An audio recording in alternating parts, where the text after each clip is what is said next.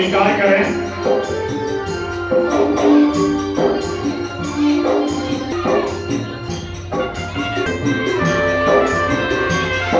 श्रीमती सुमन जैन, आगरा। मीरा जैन ग्वालियर। श्रीमती मीरा जैन ग्वालियर।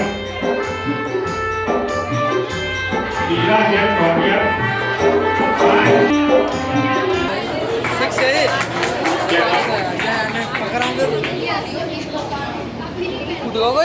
मालूम श्री नंदीलाल जी जैन। तेरे से पूरे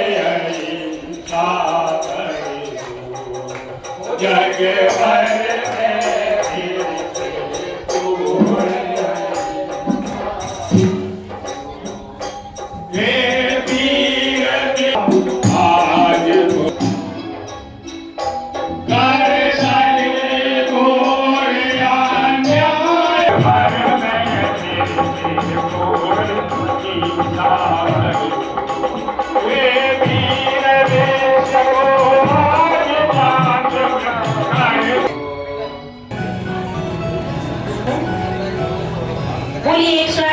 गुरुदेव हमें आज्ञा दे, हम अपना जयकारा गुरुदेव का। ये भगवान श्री राम को 14 साल के लिए वन में गए। ठीक है, तो ये सोचना चाहिए बेटी उठी और वो बोली, वो तो अपने माता पिता के उसके बच्चों के लिए निभाने के लिए वो चले गए, लेकिन बेटियों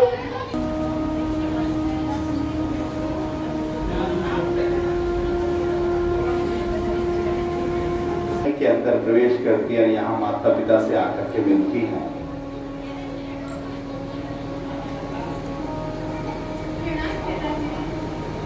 खुश रहो पुत्रियों, खुश रहो। आओ पुत्रियों, अभी मैं और महारानी तुम्हारे ही बात सोच रहे थे कि अभी तुम युवा अवस्था में हो गई हो, तो अब तुम्हारा विवाह कर दिया जाए। तो बताओ बताओ सुर सुंदरी, बताओ मैना सुंदरी, कोई वर पसंद हो तो तुम बताइए, हम तुम्हारी पसंद से तुम्हारी विवाह करेंगे। नहीं नहीं पिताजी, ये आप क्या कह रहे हो, हमें कोई पसंद नहीं है। अरे पुत्रियों, डरो नहीं, घबराओ नहीं, हम तुम्हारे पिता हैं, तुम्हारी आज्ञा का पालन करना हमारा कर्तव्य है। तो बताओ तुम्हें कौन वर पसंद है, हम तुम्हारी पसंद से तुम्हारी विवाह करेंगे। पिताश्री, मुझे एक राजकुमार पसंद है। अरे अरे अरे अरे, ये तो बड़ा सुखद समाचार है। बताइए पुत्री, तुम्हें कौन पसंद है? वो कौशाम्बी नदी के गिरधमन नाजा, उनके पुत्र हरवहन, वो मुझे बहुत पसंद है। अरे ये तो तुमने अत्यंत खुशी की बात बता दी।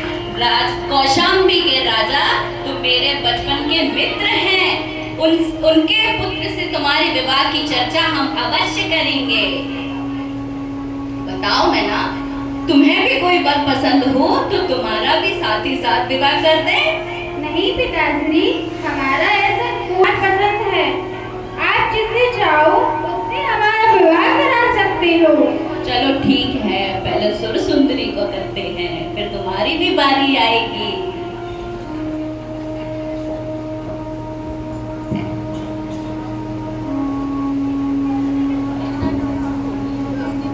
समय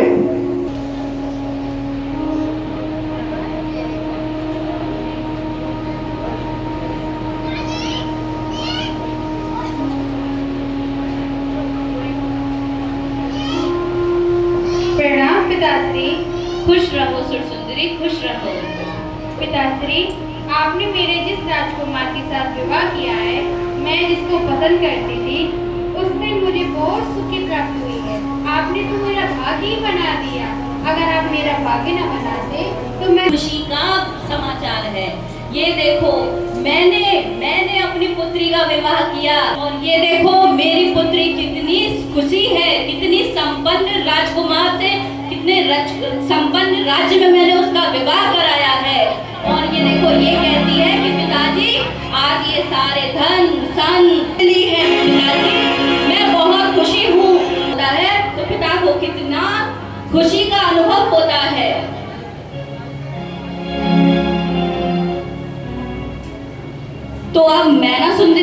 बुला दीजिए। महामंत्री जाइए, मैना को बुला के लाइए। कि देखो इसकी पसंद से मैंने इसका विवाह कराया और इसका भाग्य बना दिया। अब तुम भी बताओ, तुम्हारी पसंद के वर से हम तुम्हारा विवाह कराएंगे और तुम्हें भी तुम्हारा भाग्य हम दिलाएंगे। नहीं नहीं पिताश्री, वह गलत कहती है। ये भी कोई बात होती है? सब अपने अपने भाग्य को खाते हैं, भाग्य से विवाह करते हैं। वो उसके भाग्य का था, वो उसके भाग्य है, इसलिए वह ऐसा बोल रही है। भाग्य? इससे तुम्हारा क्या आशय है मैना? तुम क्या कहना चाहती हो कि क्या ये तुम्हारी संपत्ति, ये तुम्हारे भोग विलास की चीजें, क्या ये तुम्हारे भाग्य ने दी है? ये सब मैंने तुम्हें दी है मैना सुंदरी। खबरदार, जो तुमने अपने भाग्य को यदि मेरे सामने रखा, ये बोलिए कि पिताजी आपने मुझे दिया है और मैं आपकी आभारी रहूंगी। पिताश्री, ये आप क्या कह रहे हो? मैंने सभी आर्यिकाओं के पाठशालाओं से, सभी आर्यिकाओं के मुख से मैंने सब यही सुना है कि सब लोग अपने अपने भाग्य को खाते हैं, अपने अपने कर्मों को भोगते हैं। नहीं नहीं मैना, लेकिन तुम अपने भाग्य का नहीं, तुम अपने पिताजी का खाती हो और तुम्हें ये सारे सुख संपत्ति ये सब मैंने दी है, इसलिए तुम्हें मेरा आभारी होना चाहिए। पिताश्री, आप गलत कह रहे हो, ऐसा नहीं होता। सब लोग अपने अपने भाग्य को खाते हैं, भाग्य को पहनते हैं।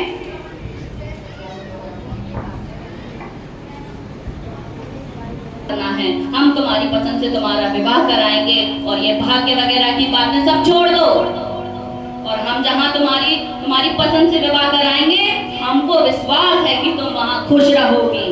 पिताश्री, आप जो बोल रहे हो वो ठीक है, पर मेरे भाग्य में जो होगा वह होगा। पर सभी आर्यिकाओं ने कहा है और सभी आर्यिकाओं के मुख से हमने ये सुना है कि अपने पिताश्री की आज्ञा से ही सब विवाह करना। हाँ तो ठीक है ना, तो तुम हमारी आज्ञा से नहीं, पहले तुम बताओ। हमें तुम्हारी खुशी की चिंता है, इसलिए पहले तुम बताओ, हम तुम्हारी पसंद से विवाह करेंगे। नहीं नहीं पिताश्री, ऐसा कोई राजकुमार नहीं है जो मुझे पसंद है। तुम अपने भाग्य का बोलती हो, तो चलो देखते हैं तुम्हारा भाग्य तुमको क्या करके देता है।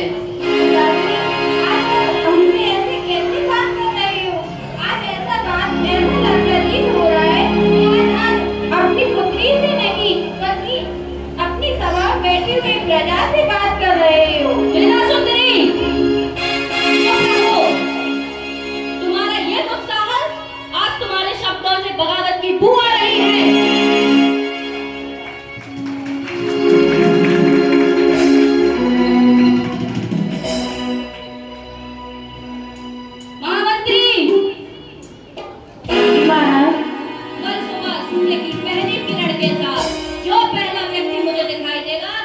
मैना का विवाह कर दिया जाए।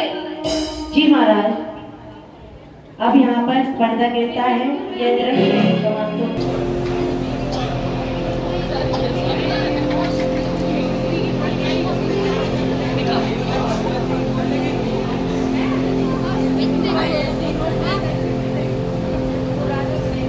महामंत्री, ये कैसे दुर्गंध आ रही है? जाकर देखिए, क्या उद्यान में कोई पशु मर गया है? ये कितनी गंदी स्मेल आ रही है। जी महाराज, मैं देखता हूँ। यहाँ से तो नहीं आ रही। अरे, यहाँ से भी नहीं आ रही। अरे, यहाँ से भी नहीं आ रही। महाराज, अपने उद्यान में कुछ कोढ़ी कुष्ठ रोगी बैठे हुए हैं, जिनकी शरीर से रक्त और मवाद की बदबू आ रही है। कौन है ऐसा जो हमारे राज्य में आ गया? चलो चलकर देखते हैं। चलिए महाराज।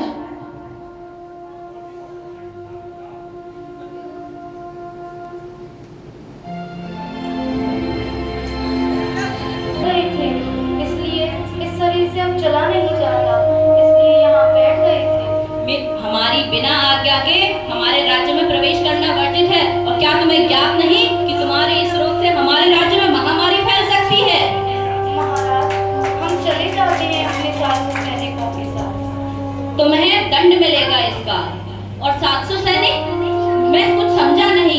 मतलब है तुम्हारा? महाराज, आप ही की तरह मैं चंपापुरी नगरी का राजा हुआ करता था। लेकिन मेरे राज्य में ये महामारी फैल गई, इसलिए मुझे और मेरे 700 सैनिकों को ये रोग हो गया। इसलिए हम अब क्षमा चाहते हैं महाराज। हम इस शरीर से अब चल नहीं सकते। अब तुम्हें यहाँ से जाना होगा, क्योंकि हमारे राज्य में तुम्हारे इस रोग से महामारी फैल सकती है। तो तुम यहाँ से इस राज्य को छोड़कर चले जाइए। हम चले जाते हैं। अब जो होगा हमारे भाग्य का होगा। भाग्य? ये क्या कह रहे हो तुम? क्या तुम भी भाग्य में मानते हो? जी महाराज, जो भी होता है वो भाग्य से ही होता है, और ये हमारी दुर्दशा है वो भी हमारे ही भाग्य से है। ऐसा कुछ नहीं होता। भाग्य भाग्य कुछ नहीं होता। जो होता है राजा का दिया हुआ होता है। महामंत्री जी महाराज। कल हमने मैना को वचन दिया था कि सूर्य की पहली किरण के साथ जो पहला व्यक्ति दिखाई देगा हम उससे मैना का विवाह कर देंगे, और कल इससे मैना का विवाह किया जाएगा। महाराज, श्रीपाल, महाराज, ये आप क्या कह रहे हैं? मैना सुंदरी का विवाह इनसे? तुम चुप रहो महामंत्री। जी महाराज, मैं कर भी क्या सकता हूँ। श्रीपाल, तुमने हमारी बिना आज्ञा के हमारे राज्य में प्रवेश किया, इसका तुम्हें दंड मिलेगा। नहीं महाराज। नहीं, तुमको दंड तो भोगना पड़ेगा, और तुम्हारा दंड ये है कि कल सूर्य की पहली किरण के साथ तुम हमारे राज्य में बारात लेकर आओगे। ये आप क्या कह रहे हैं महाराज? आदेश का पालन